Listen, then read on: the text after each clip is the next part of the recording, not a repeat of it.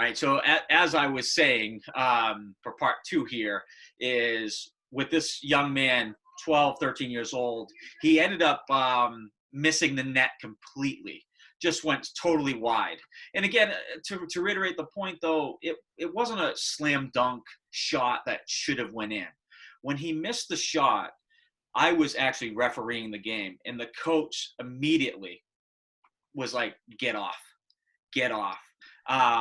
And pulled him off, brought him to the bench, and it was one of those moments where I think the player already knew that he had made that mistake.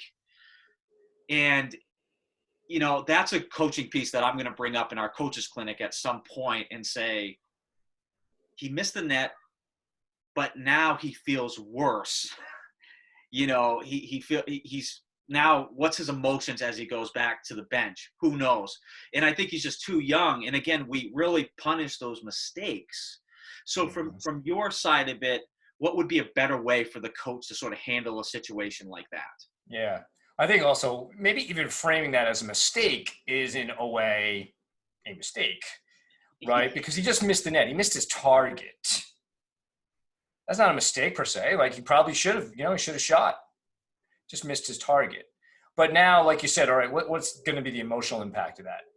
And the next time he has an open net, what's he going to be thinking about? He's going to be thinking about, I can't miss.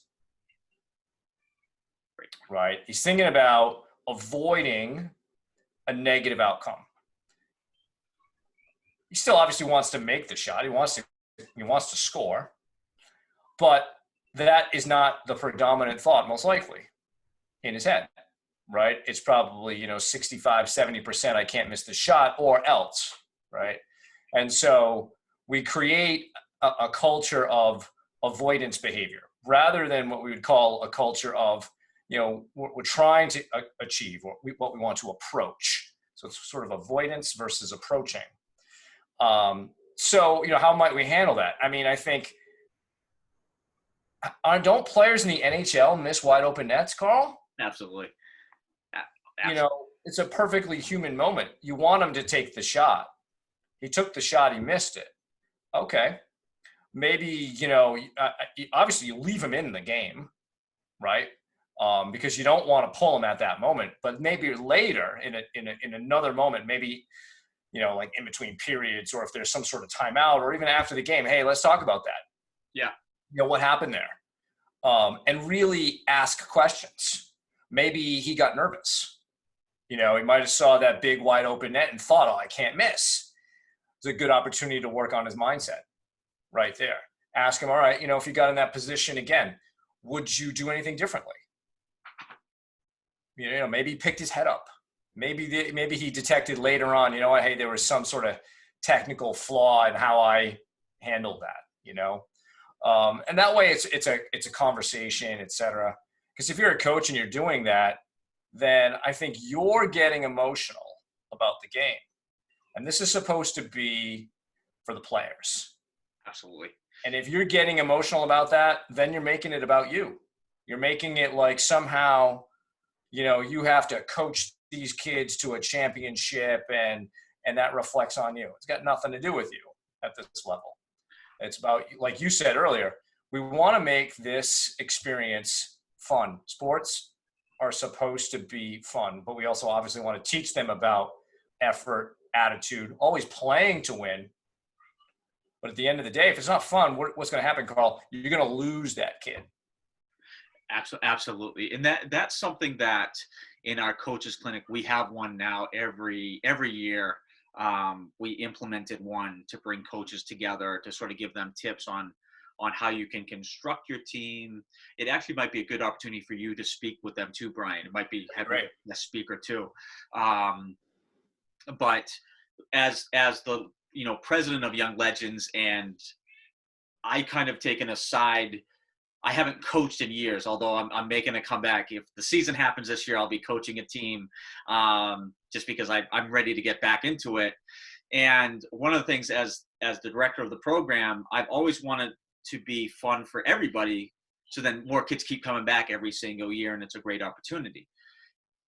But I also understand from the coach's standpoint that they're crafting a team and they want to win. And I get that.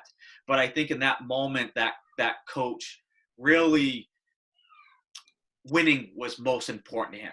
He wanted that trophy, and he, in a lot of ways, he punished a player that, like you just mentioned, he just missed. He just missed, and that's part of life. And so I think that's a balance that I too, as the leader of the program, have to understand too. Is that how important is winning to you?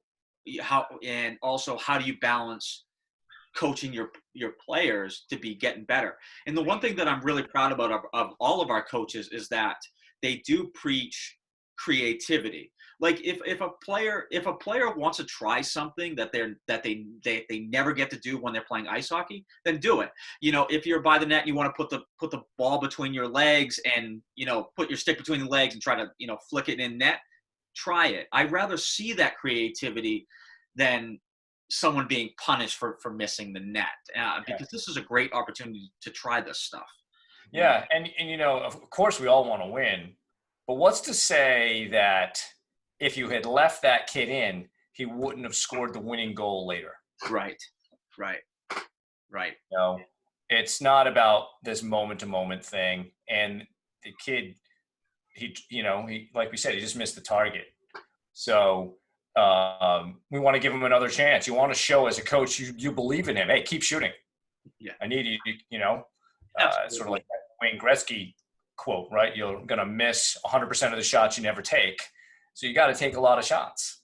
And to that point, I've talked a little bit about my career with you. You're great at getting information out anyway, but I remember you and I came through the era where coaches screamed at you during mistakes. That's probably changed a little bit. I'm not too sure what high school players are like now, but I remember a day when I was coached by two brothers at Austin Prep. They played at the collegiate level. They were very good players, and they made our program better. We made it to the Super 8 when I was a freshman, and I remember playing against BC High at Walter Brown. And if we had won that game, we would have went to the finals against Catholic Memorial. And there was a time, Brian, again, now I'm a freshman, and I still wasn't emotionally ready for this stage yet, but I was there, and I definitely wasn't strong enough. I can't stress that enough. But what ended up happening is the puck came to me, and I was in the slot, and all I had to do was use my backhand and put it up top shelf, and we would have at least, I think at that point it was to tie the game.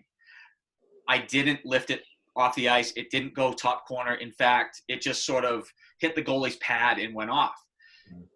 At the end of the season, after we lost that game, the season ended, our coaches brought us individually into a room. And Coach Flanagan at the time, he said to me, he goes, Kyle, in the future, when you're stronger, you'll be able to make that shot.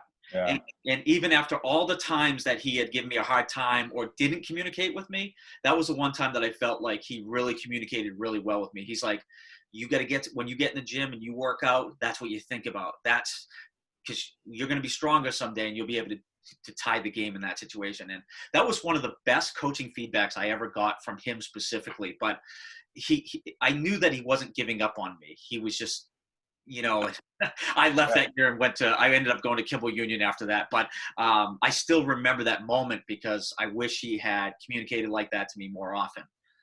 Yeah. And the good thing, Carl, too, maybe he didn't, overtly recognize this, but you were in the right spot, right? You did everything up until that just like final finish. Yeah. And there's something to be said for that as well, right? That you were there, you were exactly where you needed to be in that moment. Yeah, that was a big deal. That was the beginning of a lot of my great memories that we had as a team. Some of those players one of them went on to play in Division I, and he may have been drafted. I don't know, but those situations have made me better. To these days, I remember. I'm more about the growth mindset of you accept mistakes and you move on. But to this day, Brian, I still struggle with perfectionism. You know what I mean? Right. So, it's a constant battle. I'm trying to think if there's anything else. We covered a lot. I hope to have you back soon. Yeah. No, it'd be great, and get some feedback from the players, the coaches, the parents, and we Yeah. can do a part two.